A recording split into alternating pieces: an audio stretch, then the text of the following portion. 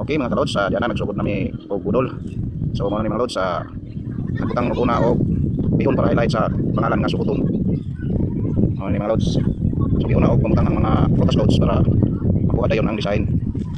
So mao ni lods. Sa pag-prepare dira lods kinahanglan na naabot siya mga space para sa mga sudan katong mga sinuba.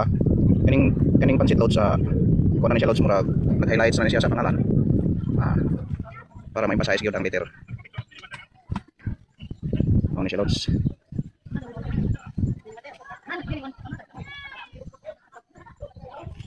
Nindot kayo lods ang mga prutas. Wow. Okay, sunod na ang highlight lods akiring chicken joy. Pritong manok. Mga lods medyo kitang-kita na yung design na lods. Kitang-kita ang design sa budol. Sunod nga ibutang ang isda. Ang sinuba. Mga lods. Lamog ni siya ang sinuba mga lods. Yummy. Tayo. Okay, next is adobong pusit. Mga lods. Yan.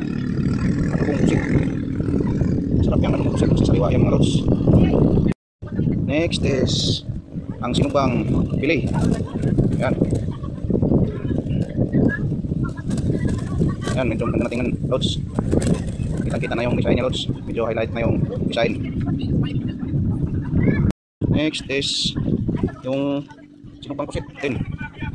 Yan mga lods, sarap. Sarap yan mga lods. Yan. Masarap talaga mga lods. Ito magpapaganda na design yung shrimp. Adobong shrimp. Yan mga lods. Yan mga lods, kung sino yung gusto mong magpapudol, ito magsabi lang. Kontakin lang kami. Ito, inibit sa Nico. Yan. Ito yung nag-sit up ng private pag may private yung John Carlson, Rabil Antor. Ayan mga lods, yan na, tapos na yung sit up ng bulol mga lods. Maraming salamat sa panonood at magandang umaga.